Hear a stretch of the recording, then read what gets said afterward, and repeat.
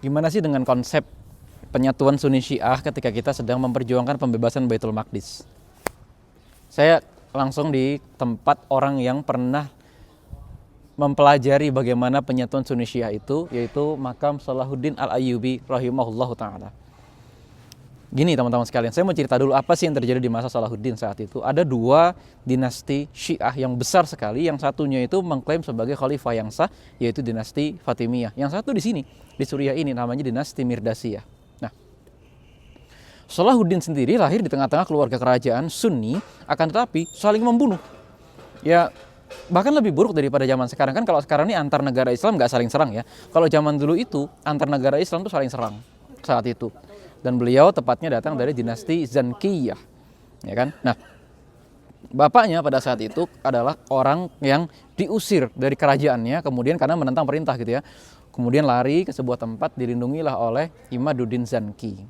Nah, di satu titik ya teman-teman sekalian, ketika Salahuddin Al-Ayyubi menjelang usia dewasa, beliau ini mempelajari berbagai macam ilmu syariat. Ini yang harus digarisbawahi. Banyak banget aktivis kepalestinaan yang mungkin alpa di bidang ilmu syariat. Beliau ini mensyarah Sunan Abu Daud. Sunan Abu Daud itu, teman-teman sekalian, itu sunan yang nomor 4 atau kitab hadis nomor 4. Karena biasanya ada Bukhari, Muslim, kemudian Al-Hakim, kemudian baru Sunan Abu Daud, atau orang masuknya itu ke Tirmizi biasanya.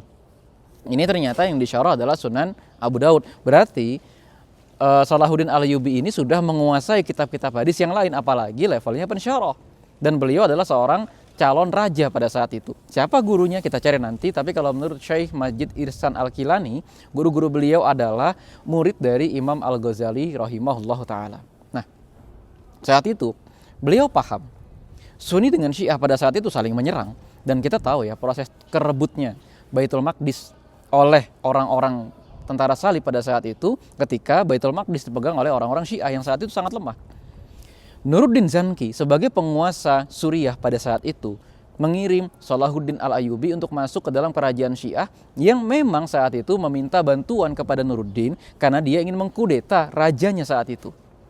Tapi ternyata ketika sudah diberikan bantuan oleh Salahuddin, ternyata benar saja orang yang mengkudeta ini pun balik mengusir Salahuddin dan akhirnya berhasil dikalahkan kembali oleh Salahuddin.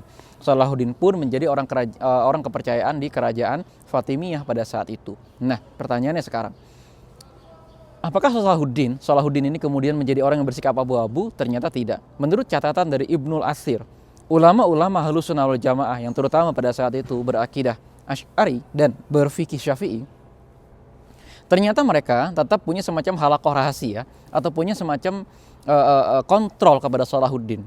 Dan Nuruddin pun tetap kemudian memerintahkan kepada Salahuddin untuk kapan kalian mendeklarasikan dinasti Fatimiyah sebagai bagian dari kerajaan Zankiyah. Kemudian di satu momen ketika raja dinasti Fatimiyah yang saat itu masih anak-anak meninggal, nah saat itulah Salahuddin Al-Ayyubi mendeklarasikan dinasti Fatimiyah dibubarkan kembali kepada Ahlus Sunnah wal Jamaah selayaknya seperti presiden Suriah yang seperti hari ini, yaitu Ahmad Syara.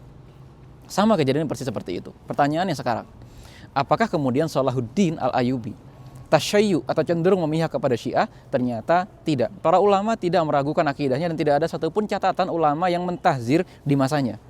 Karena apa? Karena saat itu memang kepentingannya berbeda. Ya, kepentingannya berbeda. Yang kedua, teman-teman sekalian, kalau ada orang di zaman sekarang yang menyamakan antara usaha penyatuan Sunni dengan Syiah dengan usaha Salahuddin, saya rasa tidak relevan. Kenapa tidak relevannya? Yang pertama, kekuatan Syiah tidak sebesar yang dulu, dan yang kedua, Salahuddin nggak bisa dikatakan sebagai bempernya Syiah. Kenapa? Qaulnya Salahuddin itu tegas, maksudnya jalan hidupnya Salahuddin juga tegas, dia itu bukan orang Syiah. Artinya konsep penyatuan yang ada pada saat itu di Mesir itu tidak mayoritas Syiah, tapi Mesir itu hanya diperintah saja oleh orang Syiah. Ketika dinasti Fatimiyah kemudian dibubarkan, di Mesir pada saat itu tidak terjadi convert besar-besaran orang dari Syiah kepada Ahlus Sunnah, nggak gitu kejadiannya. Nah, yang kedua, ya, pada hari ini mungkin orang-orang Syiah cukup banyak jumlahnya dan Ahlus Sunnah pun juga menguasai beberapa negara. Kita nggak usah berantem, karena apa? Tidak menguntungkan. Saya di negara yang sudah mengalami pertempuran panjang, kalau di total ya mungkin selama hampir 70 tahun lebih melawan orang-orang Syiah. Kita nggak usah mengulangi pertengkaran itu, akan tetapi yang penting sekarang teman-teman sekalian, secara akidah kita tegaskan dulu perbedaannya di mana. Kalian kalau belajar akidah Syiah langsung dari ulama-ulama Syiah, pasti akan diajarkan untuk menghina sahabat, pasti akan diajarkan untuk menghina ulama-ulama Ahlussunnah. Udah pasti itu. Kalian tanya aja sama mereka. Minimal kalian akan diajarkan untuk menghina Muawiyah bin Abu Sufyan. Kalian akan diajarkan untuk menghina Abu Bakar, mendustakan hadis-hadis dari Aisyah radhiyallahu anha. Karena itu bagian dari usulnya Syiah. Tahu ya? Usul ilmu. Usul ilmu. Seperti kalau di Ahlussunnah wal Jamaah itu usulnya kita meyakini kekhalifahan Abu Bakar As-Siddiq sebagai ijma dalam Islam. Nggak usah dipertemukan, nggak usah, karena emang nggak bisa ketemu. Tapi secara kepentingan politik dan lain sebagainya, silakan aja berunding gitu loh. Seperti kita dengan Iran kan ekspor impor. Antara Arab Saudi dengan Iran juga terikat perdamaian di Laut Merah serta di Samudra Hindia. Untuk apa? Untuk menjaga agar tidak lagi perang di Yaman dan lain sebagainya. Cukup sampai di situ.